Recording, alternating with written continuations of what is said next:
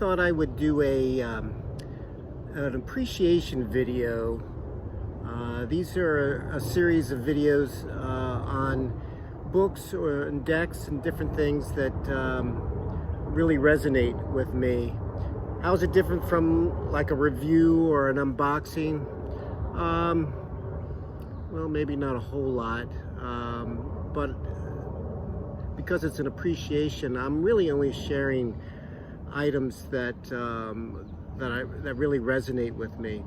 And my goal in these videos is to try to articulate why they resonate with me and why I think they're important, at least in my work as a reader. So the first one we're going to talk about is an oracle deck called the Sacred Rebels Oracle. And this is by Alana Fairchild with artwork by Autumn Sky Morrison. And this is a deck, this printing was done in, they say, 2019. And it says it includes 45 cards and a 184-page guidebook. With oracle cards, you know, every creator has an intention or a theme that they base their deck on. And so you're probably saying, well, what is a sacred rebel? Well, when I hear the word sacred, it means that it's sacred is something that that you should have some reverence for, something that is important. And you know, I feel that we all have this rebel within us.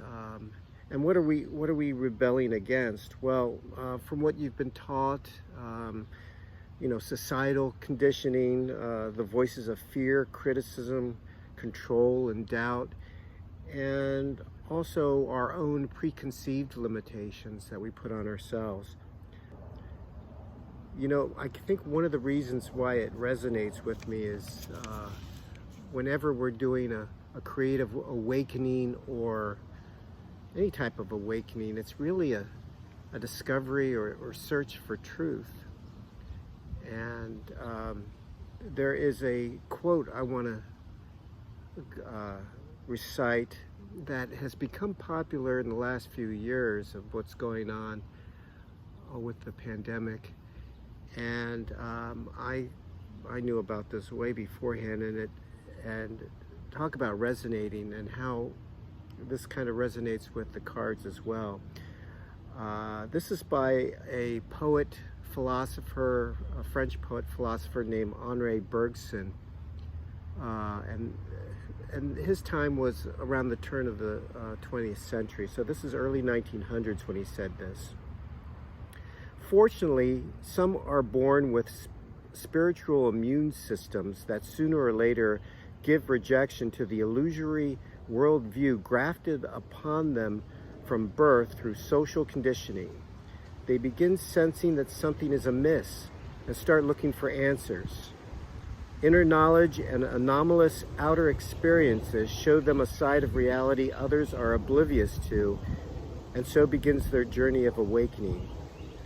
Each step of the journey is made by following their heart instead of following the crowd, and by choosing knowledge over the veils of ignorance. Wow, I mean, you know, that doesn't resonate with like light workers and people in the truth community. You know, I mean, he nailed it back in the early 1900s. It's like, well, when would you use a deck like this? I'm speaking to a reader. So it's for anybody that's, you know, on a creative journey for discovering the gifts and talents that lie within you and can be developed, going through an intense time in your life and want more support. If you're going through a creative standstill and need to know what direction to take or break through into a new creative expression in your work, feeling in a rut and yearning for something that can give your life meaning and purpose, and just for inspiration in any pursuit. And also, what I like about this, I love her writing style in the guidebook. I don't usually follow guidebooks all that much, but with hers, I like how she presents it.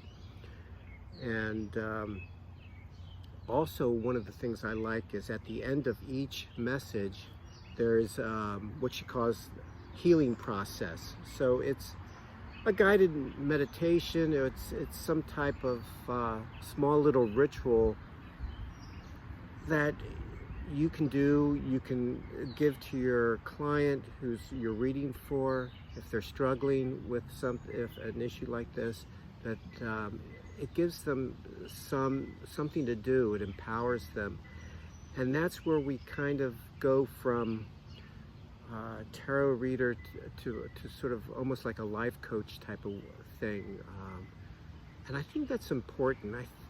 The beauty of the tarot and different divination systems and oracles is that, yeah, you get some clarity on the problem, you get some insights, maybe some different ways to consider it, but it's also nice to have something concrete that they can do now that they have gained this knowledge. So that's another reason why I love this deck and this guidebook.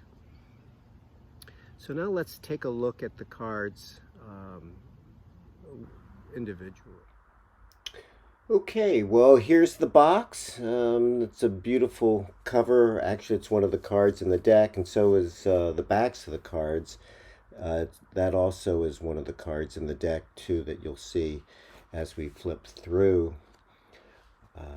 The cards are glossy, which doesn't really help with video, but they are sturdy and they shuffle well, which is important. And as we go through the cards, I thought I'd talk a little bit about how I use oracle cards. I don't use them as a standalone oracle. I like to use them to supplement a tarot card reading, or, Lenormand card reading, or matchbook reading, and even scrying, because they just add a little bit of texture to the reading.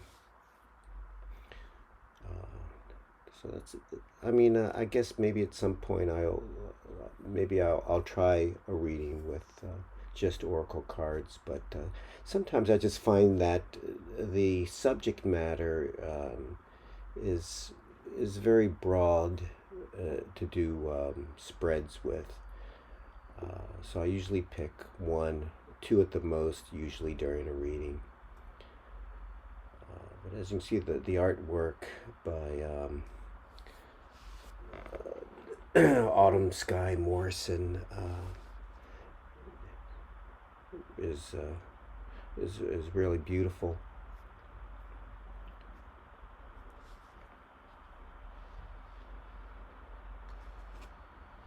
Now I'm noticing also the borders too are different colors, and I never really looked to see if the borders, if they were like in certain groups at all, if that meant anything. That's maybe something I'll have to look into. If you use these cards, there's the card that also on all the backs. If you use this deck, give me a comment below and tell me how you use it, if you pair it with a particular tarot deck.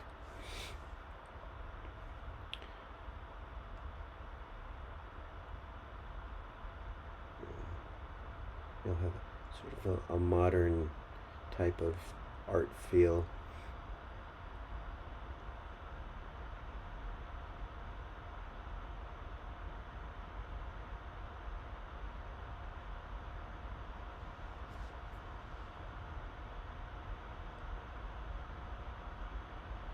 I'm really anxious to look into other oracle decks by Alana in the future. Okay, well, there you go. So I hope you enjoyed that little walkthrough of the deck. The artwork is beautiful. I'd like to sort of finish off with looking at one particular card. It's called In the World, Not of the World. Beautiful, beautiful artwork. So I'm just going to read just the first paragraph. It says, "It is safe for you to become naked with life. This doesn't necessarily mean stripping off and running wild in public. It does mean stripping back your beliefs, strongholds, and mental or emotional security blankets so that you can live with less obstruction than ever before. Imagine the conditioning that has kept life away from you, just kept it dropping out of your hands like keys, coins, or clocks. Conditioned beliefs about money, time, security, having, locking away, holding, and controlling can be surrendered and allowed to fall away. What would it be like to feel as though you were on holiday every day? Perhaps there would be a softening in your way with life, an implicit trust in its flow, and a faith in the ability of time to bend and stretch as needed so that all may be accomplished.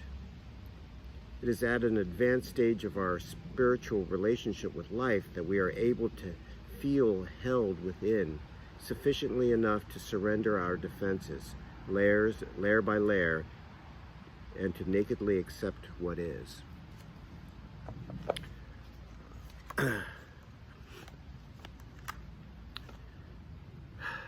So I think Alana Fairchild gets the idea that we all have this sacred rebel in all of us that needs to be honored and nurtured and taken care of. I love the quote from Robert Moss from his book Sidewalk Oracles.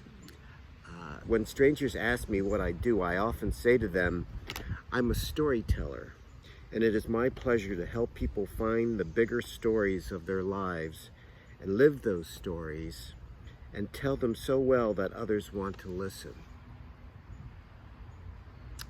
Wow, I mean, isn't that's what it's all about, you know?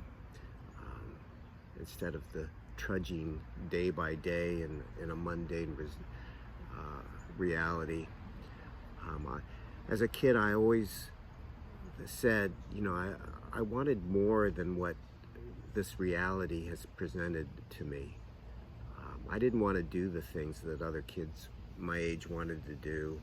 I didn't want to play Little League and that type of thing. I was more on my own. That's why I think I gravitated towards comic books and magic, and just even if it wasn't real, it was a way to deal with reality. So I hope you enjoyed that, and I'll be back with more of these appreciations in the future. Thanks for watching.